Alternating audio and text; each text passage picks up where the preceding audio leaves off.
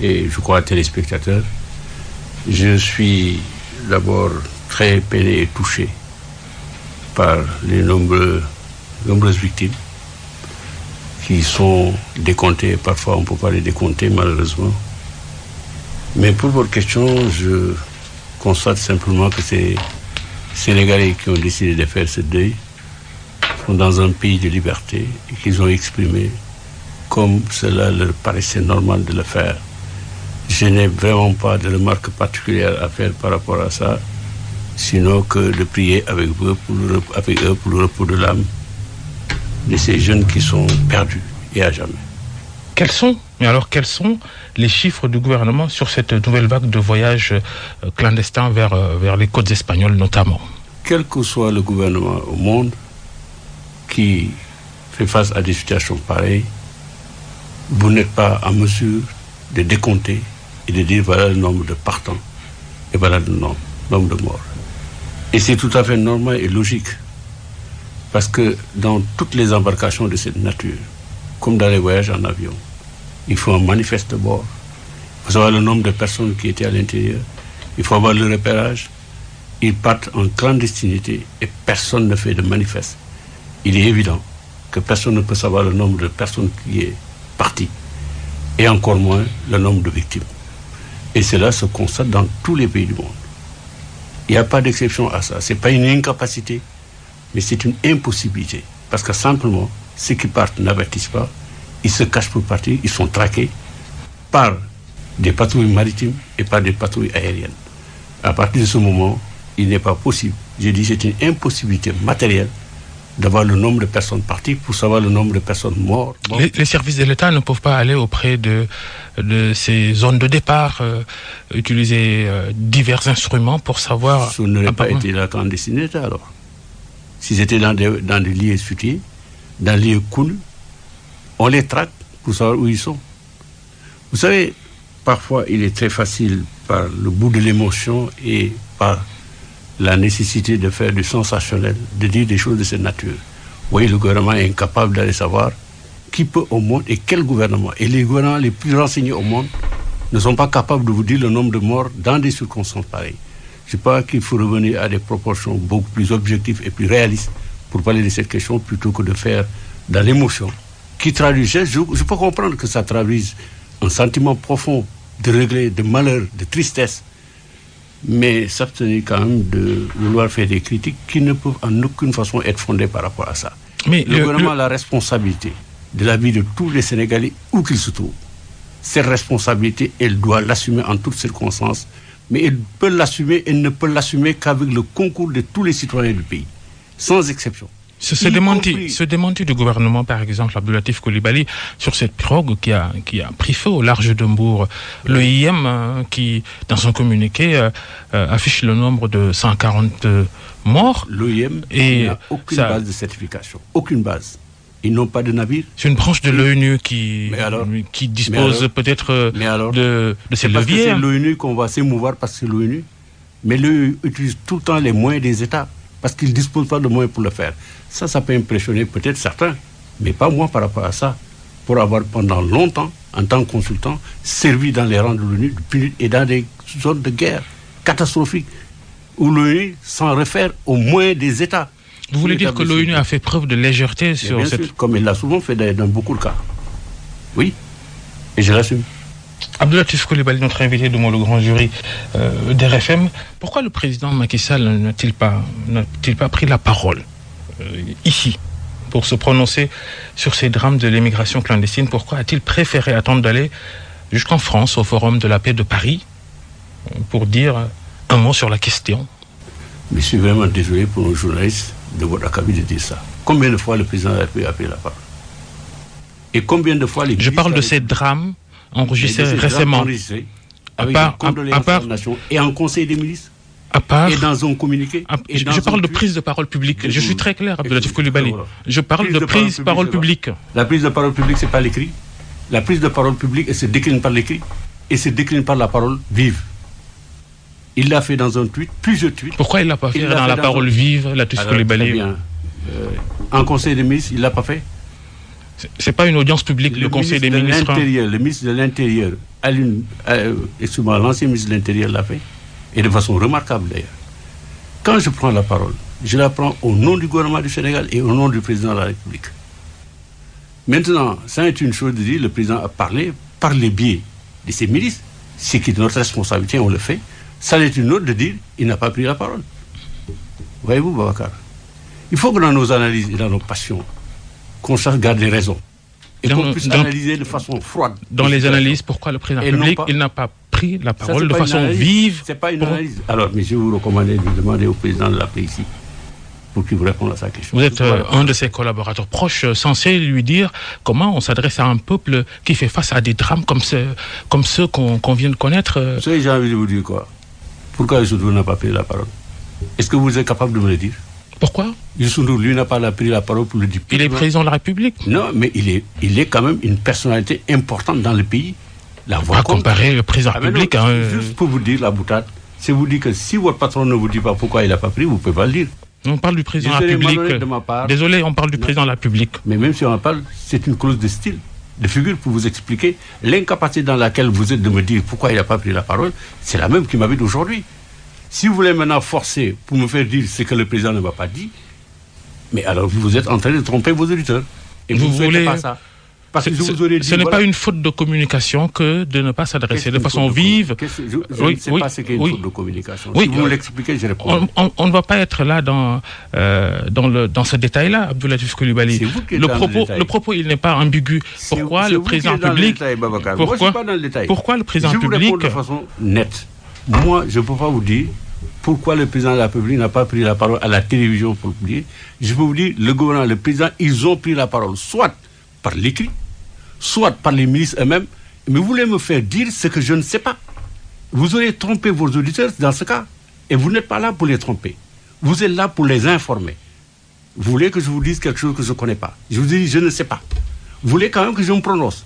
Mais là, allons-y alors. Vous n'êtes plus là pour informer vos auditeurs.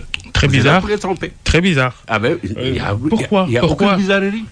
Pourquoi Abdoulatif Coulibaly? Pourquoi les nombreuses initiatives, toutes ces politiques que vous brandissez en tant que pouvoir, que vous dites dédiées à l'emploi des jeunes, n'ont pas réussi à empêcher une reprise du phénomène de l'immigration clandestine? Si vous procédez ainsi, vous risquez de ne pas comprendre.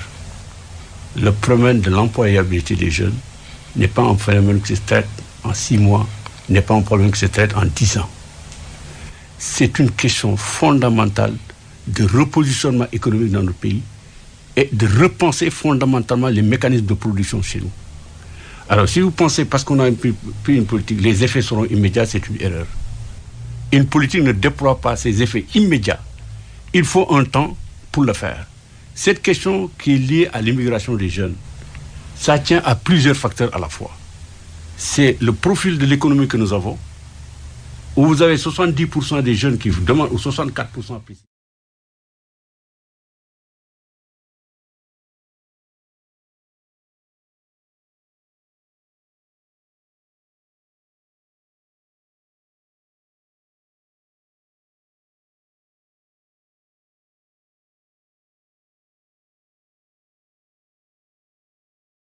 D'une vingtaine d'années, d'une trentaine d'années, parce qu'il s'agit de reconfigurer totalement le système de production et de formation dans notre pays. Pas évident, mais les programmes sont là. Dans le temps, ce n'est pas parce qu'on veut le faire aujourd'hui que ça va s'opérer. Évidemment, ça au moins, on le comprend.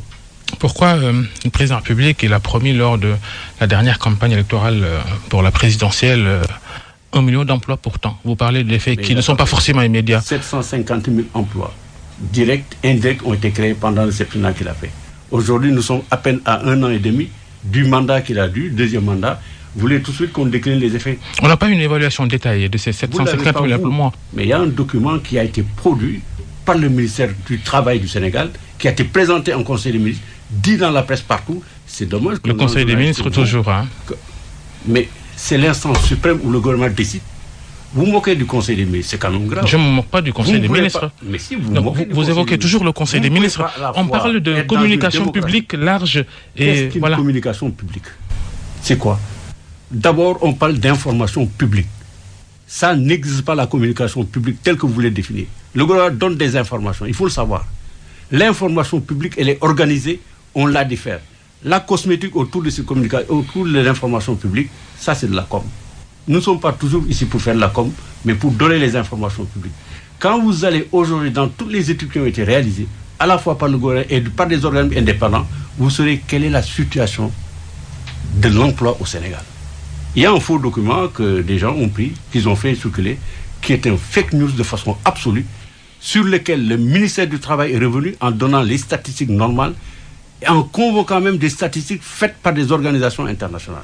Mais si vous n'avez pas lu tout ça, évidemment, vous pouvez poser les questions que vous posez. Non, je suis désolé, Abdou Latif Coulibaly. Je suis certain que vous l'avez pas lu. Non, je suis désolé, mais vous ne répondez pas tout à fait. Quand on vous pose des questions, répondez directement, s'il vous plaît. C'est moi qui réponds de la façon dont j'entends répondre. Oui, mais vous renvoyez toujours des questions. Je dis ce document de l'OIT, allusion à ce document de l'OIT, justement. Ce document de l'OIT auquel vous faites allusion. C'est un faux document. Dites-nous ici, dans cette émission, quels sont les chiffres réels? Mais je vous l'ai dit, 750 000 emplois. 750 000. On n'atteint pas un objectif à 100%. Si on l'atteint à 90%, c'est atteint l'objectif. Ou bien vous ne savez pas ça. Mais alors, ça, c'est grave quand même. Abdou Latif Coulibaly, la suite de cette émission.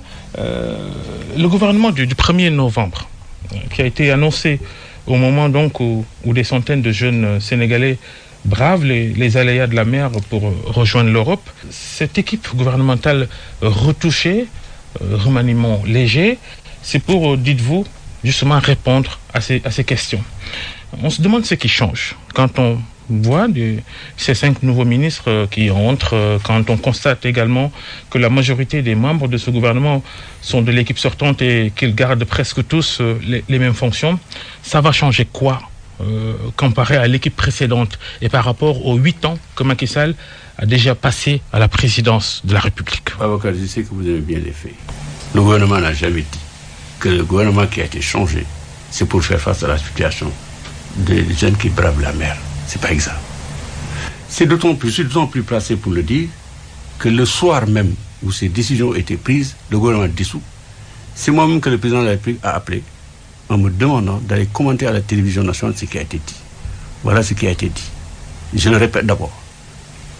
Après avoir observé le travail du gouvernement, j'ai décidé de dissoudre. Ce n'est pas parce que je ne fais pas confiance à mon équipe. C'est parce qu'il arrive dans la dialectique des choses que des changements s'imposent. Et ces changements se justifient par la volonté que j'ai d'engager davantage un travail en vue de faire face à plusieurs priorités dans le pays. Et on les décline, ces priorités-là. Entre autres, au problème de la jeunesse, à l'emploi des femmes, à la santé. Voilà les raisons pour lesquelles le président a dit qu'il dissout le gouvernement.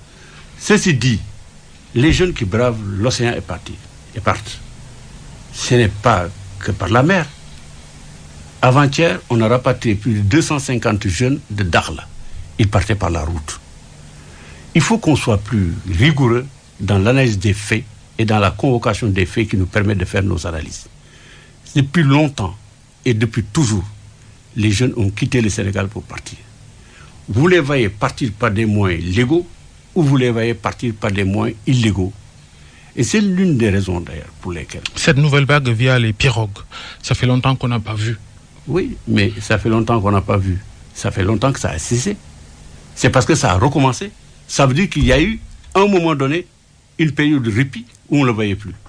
Et ça, vous ne le dites pas. Ça fait quand même 8 ans, ou plus de 8 ans, qu'on ne voyait plus ce phénomène. Et il y a des raisons qui l'expliquent.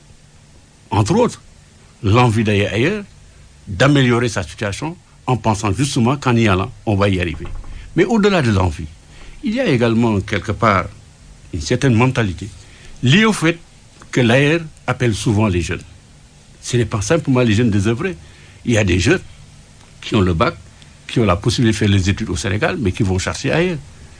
Il peut arriver dans la vie de quelqu'un qu'il veuille partir. Il peut arriver qu'il y ait des contraintes qui font qu'il parte. Tout ça s'explique. Et c'est tout. Mais ce n'est pas un élément qui explique. C'est des raisons économiques. Voyez-vous, Babacar, on est tous tristes de voir un père de famille embarquer dans une pirogue un enfant de 15 ans qui doit être protégé, faire l'éducation, on l'embarque comme ça. Ça vous interpelle en tant qu'autorité? Mais ça interpelle toute la nation. Mais ça interpelle au premier plan, chef, ça oui. interpelle au premier chef le père de famille qui l'a fait. Et c'est l'une des raisons pour lesquelles d'ailleurs... Je parle au global, ces vagues... Je parle à la fois de global et de cas spécifiques. Parce que la globalité induit en erreur toujours. Il faut que nous parlions de cas spécifiques pour mieux comprendre pour vous, ce qui se passe, la globalité dans laquelle ça ne signifie pas forcément l'échec des politiques publiques mises en place depuis des années pour donner de la subsistance aux jeunes Sénégalais. Ça signifie le processus de recherche d'un profil économique difficile pour un pays en voie de développement, difficile pour tous les pays en voie de développement et même pour les pays développés. Le taux de jeunes qui quittent la France pour aller en Angleterre, pour aller en Allemagne, pour aller aux États-Unis, pour aller au Canada est exceptionnellement élevé. Ce n'est pas simplement dans nos pays sous-développés. Loin d'être comparable à ce qui se passe ici. Malheureusement, puisque l'Europe a fermé ses frontières à tout le monde, ces phénomènes étaient constatés largement dans les années 70. J'étais moi à l'université à l'époque. Mais à l'époque, nous avions des visas et on y allait tranquillement. Mais maintenant, on l'a plus. Plus les autres se ferment sur eux-mêmes, plus les autres rendent la situation difficile pour l'ensemble des pays du monde, et je comprends même pour des raisons internes qu'ils le fassent, mais il y a des conséquences chez nous. Et de but en blanc, dire simplement qu'il y a l'échec des politiques publiques, et c'est ça qui explique ça, c'est pas tout à fait vrai. Parce qu'il y a des questions sur lesquelles les politiques publiques ont réussi, et ça n'empêche pas les jeunes de partir. Vous savez, ces analyses radicales de type « c'est l'échec », on ne peut pas le dire, Babacar. Moi, quand j'allais au lycée, dans les années 70, vous savez, il y avait combien de lycées au Sénégal? Il y en avait 9. Il y a combien de lycées au Sénégal aujourd'hui? Je n'ai jamais pensé un instant de ma vie qu'une université installait un campus chez moi à Sokone. Jamais. Ce n'est pas un échec total. Il y a des difficultés dans certains domaines. Il y a des avancées majeures. C'est la vérité. Il y a combien d'universités au Sénégal aujourd'hui? Il y en a 6 à peu près. Sans compter les instituts supérieurs de formation professionnelle. Sans compter les grands collèges, les instituts. Et quelles conditions dans ces universités? C'est un autre débat. Mais là, vous posez un autre problème. Je vous dis, il n'y a pas d'échec fondamental. Il y a des difficultés et on les reconnaît. Mais si on n'est pas toujours à même, du point de vue de l'analyse, de faire le départ à ce qu'on peut appeler un échec et des difficultés liées à des conditions particulières d'un pays sous-développé, on n'y est pas.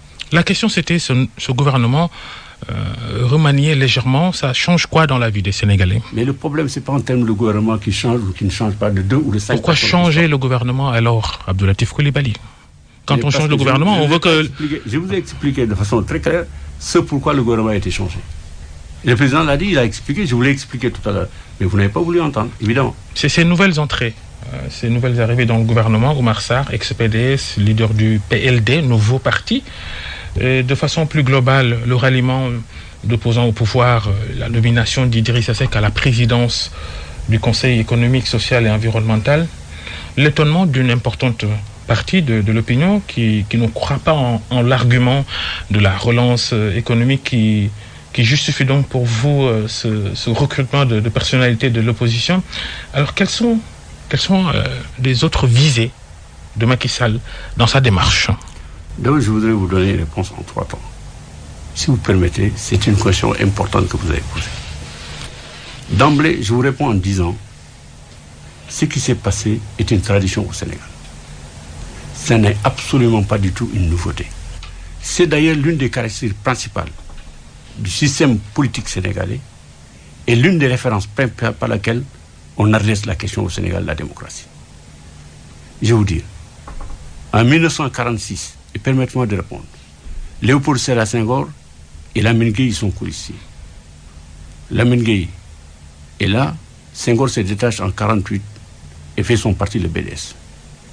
Les socialistes unitaires, à la tête desquels se trouvent Obey Diop, Abdoulaye Fofana, quittent la SFIO et retrouvent Léopold Sédar Senghor au congrès de Rialto. Lamine Gueye isolé, il reste un bon bout de temps dans l'opposition à Senghor et il le rejoint. C'est à partir du moment où il l'a rejoint qu'ils ont construit l'arrivée de l'indépendance au Sénégal et qu'ils ont fonctionné dans un triumvirat, je dirais, Lamine Gueye, Mamadou Dia et Léopold Sédar Senghor. Ensuite, qu'est-ce qui s'est passé?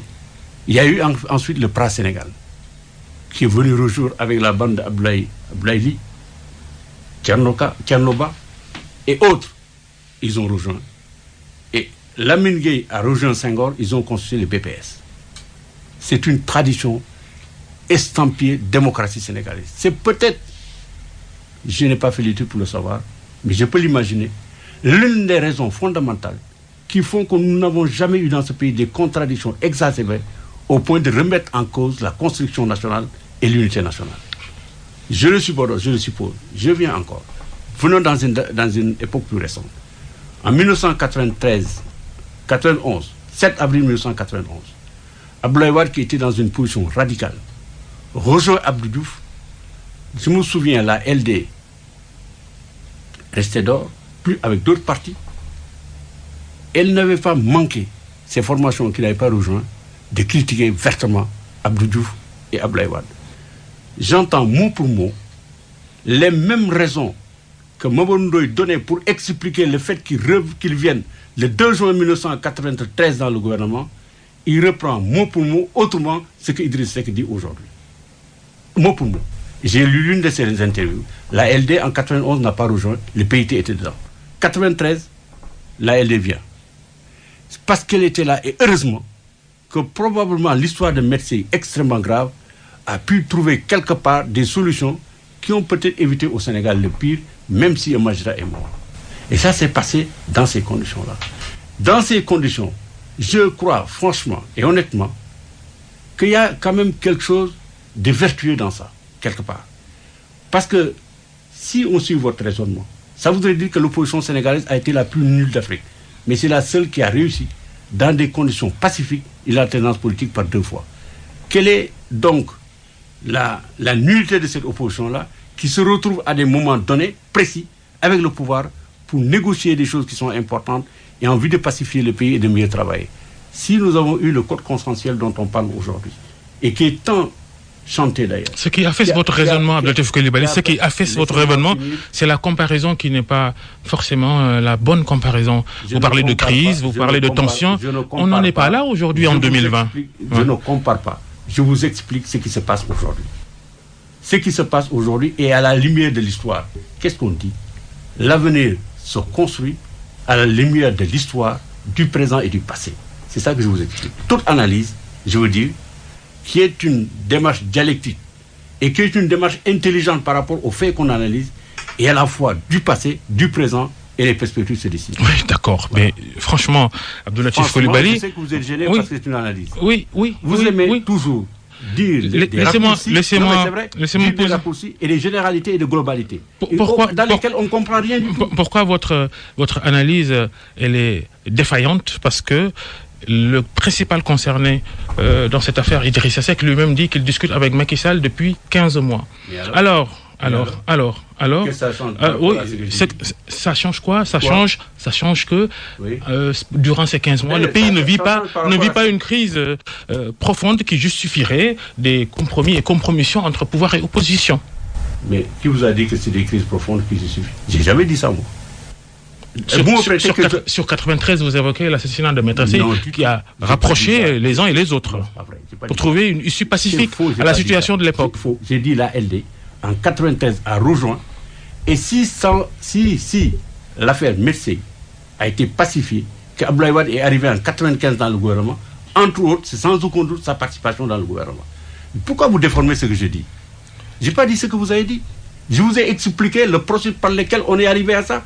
Et j'ai conclu en disant, la conclusion à laquelle vous avez abouti en disant, cela traduit la vacuité de l'opposition sénégalaise et du pouvoir politique. Je dis pas tant que ça. Parce qu'on a engrangé des résultats probants par rapport à la démocratie. Et la manifestation la plus spectaculaire, c'est l'alternance de 2000 et l'alternance de 2012. Voilà ce que j'ai dit. Que vaut maintenant la parole des politiques à nouveau discrédités? Idrissa Seck, qui était en antagonisme quasi radical avec Macky Sall et qui avait décidé qu'il n'occupera plus jamais des fonctions par décret. Vous en pensez quoi? vous attendrez d'inviter Idriss Seck pour lui demander ça. Vous-même, Abdoulatif Coulibaly, parliez d'Idriss Seck en 2015 en ces termes. Idriss Seck entretient un rapport très problématique avec le travail. De deux choses l'une, il a eu le sentiment qu'on lui a volé quelque chose, ou le sentiment qu'il devait nécessairement être là où nous sommes. Dans l'un ou l'autre cas, c'est un défaut terrible et ça pose un problème pour la crédibilité de l'homme lui-même, mais aussi dans son rapport à la société et à la communauté. C'est ce que vous pensez toujours d'Idriss Seck? D'abord, je vous dis, ce que je dis hier dans mes écrits, je les confirme aujourd'hui devant vous. Je ne retire pas un mot de ce que j'ai dit. D'abord, ce n'est pas moi qui ai mis Idriss Seck dans le gouvernement. Il faut le savoir, au moins ça. Je n'ai pas dit ça. J'ai dit, est-ce que vous pensez toujours la même chose parce que à son propos? Si c'est moi qui devais le mettre dans le gouvernement, vous m'auriez posé la question, ça aurait eu un sens. C'est pas moi. Je le dis. Mais c'est pas parce que c'est pas moi que je ne soutiens pas ce qui est fait aujourd'hui. Non, du tout. Ça n'a rien à voir. Êtes-vous cohérent mais alors? Si vous me demandez par rapport à mes analyses, vous pensez que je ne suis pas cohérent? Est-ce que vous pensez que tous les gens qui sont à des niveaux de responsabilité ont toutes les qualités pour le faire? Vous le pensez-vous? Ou ils ont toutes les vertus pour être là où ils sont? Mais non. Mais il n'empêche qu'ils sont là. Probablement, il y a des gens qui sont plus méritants que vous d'être ici, et des gens plus méritants que moi pour être secrétaire général du gouvernement. Mais c'est vous qui êtes là, et c'est moi qui suis là. Vous pensez toujours la même chose de lui? Mais je vous dis, je ne retire pas un mot de ce que j'ai écrit. Vous voulez que je vous le dise autrement? Ou comment? Macky Sall va-t-il faire d'Idriss Seck son dauphin, Abdoulatif Coulibaly, comme le pensent certains? Les spéculations, ça franchement, c'est pas mon fort. Quand j'étais journaliste, j'ai parlé des faits. Pas de spéculer comme ça. Vous avez fait plusieurs analyses dans cette émission. Oui, mais je n'ai pas analysé ça. Voilà. Parce que pas une analyse, c'est une spéculation. Macky Sall pense-t-il se représenter à la présidentielle? Vous savez, Babacar, j'ai appris quelque chose en journaliste. Vous l'avez certainement appris aussi. Le journaliste a la liberté de poser des questions qu'il veut et l'interlocuteur a le droit de refuser de répondre. Je ne réponds pas à ces questions. Où est passé le courageux Latif Coulibaly, tant choyé justement par ses jeunes confrères? Que je ne suis pas courageux, d'autres Sénégalais pensent le contraire. Quelle est votre opinion sur le débat sur le troisième mandat? Vous pensez être plus malin que moi, j'ai beaucoup plus d'expérience que vous pour ne pas répondre à votre question. Le livre de Thierno Alassane Sall, le protocole de l'Élysée, confidence d'un ancien ministre sénégalais du pétrole, de graves accusations de corruption sur l'attribution de licences de pétrole et de gaz, dans lesquelles le président de la République du Sénégal, son frère Kadé Aliou Sall et d'autres personnalités, d'anciens ministres, sont cités. Le président Macky Sall n'a jamais réagi à ces accusations très graves contenues dans ce livre écrit par son ancien ministre. Pourquoi? Vous savez, moi je vous dis une chose. Ce que je pense de Thierno Alassane Sall, je l'ai développé dans 7 pages dans mon dernier ouvrage. Je l'ai dit, je répète. J'ai dit en résumé ceci. Il est très facile d'accuser. Je vais vous donner un exemple type. On a donné à Total un bloc qu'on aurait pu et dû réserver aux générations futures pour qu'ils l'exploitent. Supposément qu'il y a du pétrole dans ce bloc. Total est à son premier forage, rien n'a été trouvé. Ils ont dépensé plus de 50 millions d'euros. Rien n'a été trouvé. Donc, tout ce qui était supposé en arrière, dire qu'il y a un bloc de pétrole, on sait à peu près qu'il y a du pétrole, qui aurait justifié qu'il y ait de la corruption sur la base, tombe de lui-même. Tombe de lui-même. Parce que l'exploration pétrolière, il n'y a aucune garantie. Où mettez votre argent? Ils ont perdu de l'argent, et d'autres en ont perdu d'ailleurs, et d'autres en perdent. Comment je peux à partir de là considérer que ça et ça? Vous savez, moi, mes idées, je les défends. Et je les défends par écrit. Et l'histoire reste. Je vous renvoie à la lecture de mon livre, c'est tout ce que je peux dire. Il n'y a pas que l'affaire Total évoquée par Thierno Alassane Sall. L'affaire Petro-Tim semble beaucoup plus grave. Je ne suis pas venu ici pour répondre à Thierno Alassane Sall. Je vous pose des questions sur des écrits, qui concernent votre gouvernance, de graves accusations de corruption. Vous dites c'est des accusations. Il n'en a apporté aucune preuve de ce qu'il dit. Il évoque des faits. C'est